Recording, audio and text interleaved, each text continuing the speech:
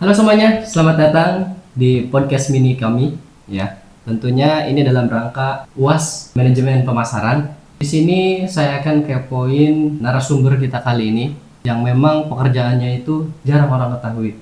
Oke, kita mendatangkan tamu undangan kita yang memang beliau ini adalah salah satu praktisi yang bekerja di dalam dunia pemasaran tentunya. Di sini saya bareng Bang Ujang. Halo Bang Ujang, gimana kabarnya? Alhamdulillah baik. Masya Allah. Ya, thank you Bang udah invite gua sebagai tamu ya. Mudah-mudahan sih di sini gua bisa sharing pengalaman yang sedikitnya bisa memberikan wawasan baru agar bisa lebih memanfaatkan seputaran dunia digital yang makin kesini eranya makin sangat canggih Iya ya. betul. Dimana sosial media itu sekarang bukan hanya sekedar untuk mencari hiburan, tapi kita juga bisa mencari penghasilan di dunia sosial media. Dan di sini gue sendiri bergerak di bidang jasa pemasaran dan khususnya di industri Web3 atau sering orang sebut itu Bitcoin atau kripto. Begitu Oke. kira-kira. Iya. Oke, dari intro tadi mungkin teman-teman juga udah mulai terasa ya apa yang mau kita tuju hari ini. Oke, jadi mungkin untuk kesibukan sekarang ini apa nih di komunitas kesibukannya atau di pribadi itu? Sejauh ini ya untuk yang kami bangun itu merupakan penyedia atau wadah sebagai komunitas ya untuk sesama pemain cryptocurrency itu bertemu. Di mana antara anggota itu bisa sharing pengalaman ya. Jadi ada yang udah main lama bertahun-tahun, ada yang baru mulai. Nah, di situ kita hubungkan agar saling belajar. Di mana setiap pemula pasti menemukan titik di mana dia harus menanyakan perihal ini, dan itu tempatnya adalah grup atau komunitas ID Crypto ini. Oke, menarik sekali ternyata. Berarti di komunitas Abang ini tentunya banyak orang-orang pemula juga ya yang tadi disebutkan. Betul. Nah, gimana caranya ini uh, untuk member-member Abang ini agar bisa percaya gitu, agar bisa ikutan dalam membangun Brand awareness. membangun brand awareness Membangun brand awareness. ya, membangun brand awareness yang Abang punya gitu. Maksudnya gimana? Brand ID kriptonya. Iya. Gimana caranya member untuk percaya ke kita? Iya. Ya sebetulnya hanya sekedar kita bikin konten yang menghasilkan atau mendatangkan traffic dengan konten yang berulang dengan topik yang selalu sama seputar kripto. Di sana terbangunlah sebutannya awareness dari para audiens ini untuk percaya bahwa kita punya wadah atau tempat berupa komunitas agar mereka bisa belajar bareng sesama pemain langsung gitu. Oke. Jadi ya sesimpel kita bikin konten, kita kasih edukasi berupa tulisan, berupa video, itu salah satu cara ya untuk kita bisa bangun brand awareness itu sendiri. Oke, untuk member-member itu mereka apa yang mereka dapatkan dari komunitas itu? Konten. Konten. Informasi dan sedikit tambahan wawasan dari para pemain berikut pengelola langsung gitu. Ketika mereka gabung di grup kita, maka mereka punya sumber informasi yang tentunya sudah diakurasi terlebih dahulu oleh kita, di mana itu bisa mempermudah para pemula langsung mengikuti sebuah atau salah satu platform, salah satu project yang sedang kita bahas gitu. Misal kita ada satu project DeFi yang menawarkan APY yang besar. Nah, di sana kita sudah akurasi sebelum kita posting. Ketika kita posting, member nggak usah takut itu merupakan link penipuan, fake atau link phishing segala macam, karena kita sudah akurasi sebelum kita publikasi. Begitu kira-kira. Jadi manfaat utama dari member adalah mendapatkan informasi, edukasi, dan belajar langsung dari praktisi. Oke, terkait kepercayaan nih Bang ya. Ini kan dosen juga sering nyebutin kalau misalkan kepercayaan itu adalah inti dari sebuah pemasaran jasa atau jasa pemasaran. Nah, gimana caranya Abang ngebangun kepercayaan ini ke member abang-abang ke member? Nah, dengan cara konten berulang yang sudah kita buat, kemudian kita ulangi dengan info atau news yang terbaru. Misal ada project yang membuat suatu campaign atau event, dan di sana kita share, yang kemudian kita berikan step by stepnya, langkah demi langkahnya, cara ikutnya gimana. Dan setelah itu nggak berhenti di sana, kita bakalan lanjut follow up lagi ketika ada news dari projectnya, ada perubahan apa, ada perkembangan apa. Kalau tokennya udah listing itu gimana, kita kabarkan, kita share selalu gitu. Oke. Untuk sebuah konten ini berupa pamflet aja atau berita informasi siaran di Telegram atau seperti apa itu? Kita kebetulan komunitas kita itu aktifnya di 3 sosial media ya. Yang pertama itu Telegram yang merupakan utama ya, agar teman-teman member bisa langsung saling terhubung. Dan yang kedua Twitter, ini sebagai sumber informasi cepat ya, yang digunakan untuk ya berupa konten tulisan ya tentunya.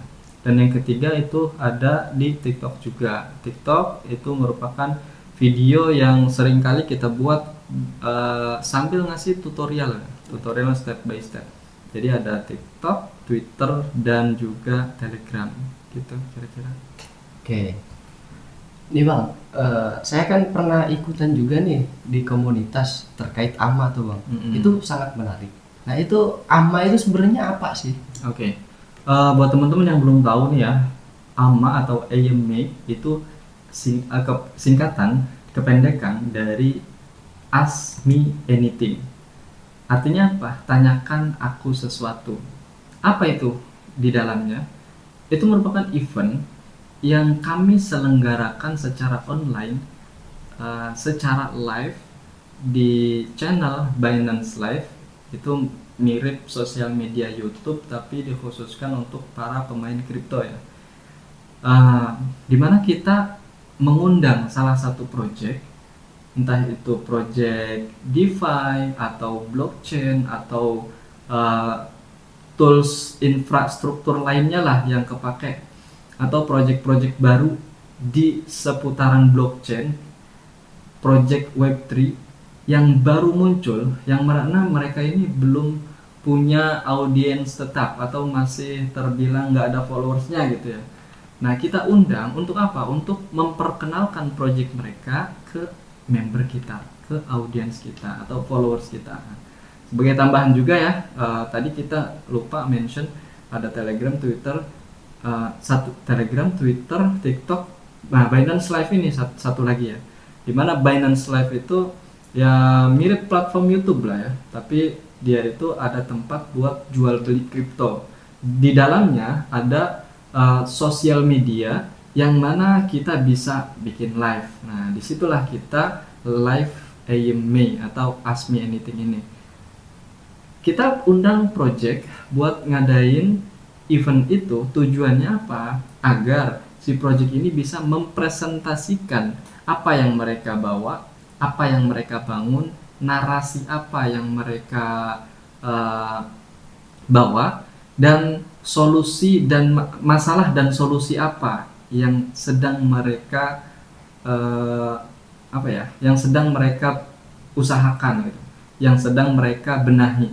Ketika kita ngadain AMA, di sana kita bakalan wawancara kayak gini, tapi secara online via Google Meet.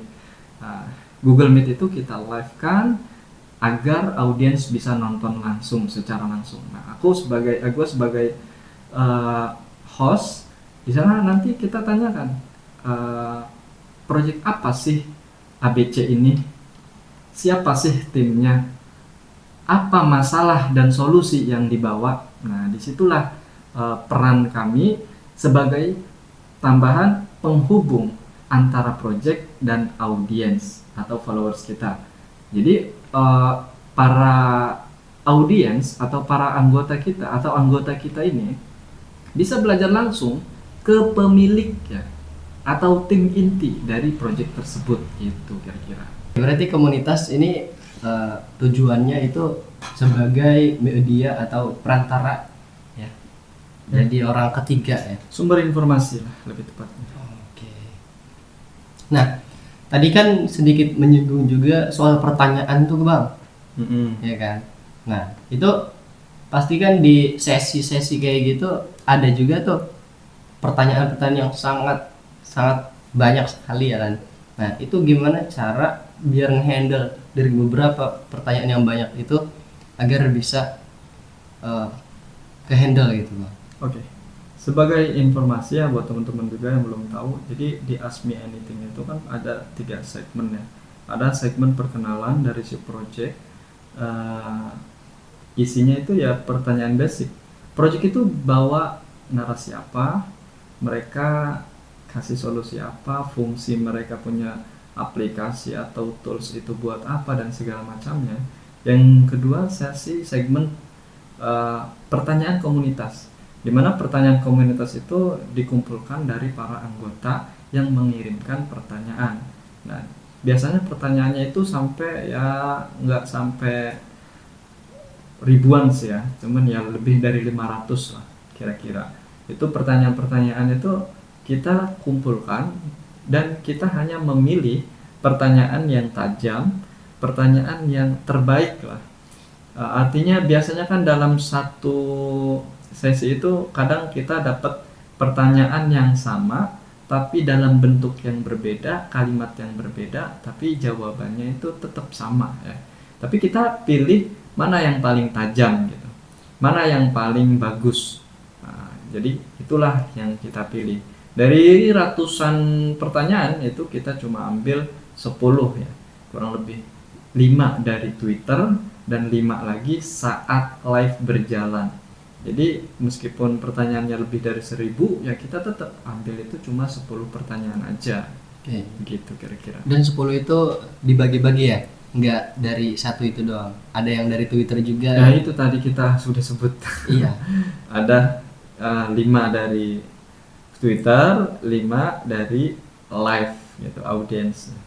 Jadi ketika audiens nonton, ngedengerin penjelasan, nah kita langsung kasih berupa apa ya, waktu buat slot mereka kirim pertanyaan gitu. Oke. Tadi sempat lupa nanya juga ya Bang ya. Ini komunitas ini geraknya di nasional aja gitu atau internasional juga? Lokal atau global? Iya gitu. Ya, sebenarnya kita menyediakan itu lokal ya, khusus karena konten kita juga Indonesia, info yang kita bagikan bahasa Indonesia, tapi dari sumber secara global. Karena di industri kripto itu kan kalau kita ambil yang lokal doang projectnya itu kayaknya nggak begitu banyak ya. Karena malah kebanyakannya kita ambil dari global projectnya. Jadi kita ambil project global, kita kenalkan ke audiens lokal gitu. Ini kan berarti memasarkan proyek ya, memperkenalkan proyek global ke audiens lokal gitu. Nah, ada nggak proyek global yang sekarang sudah berkembang yang pernah dipegang oleh komunitas Abang gitu? Kalau kita hitung lumayan banyak ya, karena kita juga bergerak dari tahun 2021, 2020 ya 2021 lah, lumayan mature itu, lumayan rame itu project-project yang masuk itu di tahun 2021 ya, dimana di tahun-tahun itu masih ada istilahnya belum boleh gitu, ada meet up di tempat offline gitu. Karena masih efek COVID kan, jadi istilahnya masih lockdown, di mana orang-orang atau masyarakat itu nggak boleh kumpul-kumpul. Nah di situ kita dapat lonjakan yang lumayan besar, banyak banget project-project yang uh, ingin mengadakan event online di AME komunitas kita gitu. Dan ya lumayan banyak banget ya kalau kita hitung, ada dari berupa aplikasi wallet kripto, ada juga yang berupa GameFi atau game NFT game, ada juga yang berupa DeFi, pokoknya project-project yang lumayan besar ya, yang sampai saat ini mungkin masih aktif, masih berjalan gitu projectnya, itu lumayan banyak. Tadi kan bahas lokalnya, sekarang bahas yang globalnya ini Bang ya. Salah satunya tadi yang ditanyain itu juga, ini kan tentunya perlu kepercayaan juga nih, ya kan? Proyek global ini tentunya harus punya kepercayaan juga ke komunitas Abang. Nah, gimana cara biar mereka percaya kalau kita ini memang benar dalam bidang ini gitu? Oke. Kalau dipertanyakan gimana caranya project itu percaya ke kita, itu simpelnya kita yang penting punya track record. Track record itu ya istilahnya portfolio lah. Kita project, kita bikin proposal yang isinya nunjukin bahwa ini loh audiens kita, ini loh perkembangan atau growth dari followers kita, ini loh project-project yang sudah pernah kita handle. Nah, di situ kita ringkas di satu proposal yang mana itu sudah memang terbukti. Kita sudah pernah kerjasama dengan project-project luar, project yang cukup populer ya di kripto.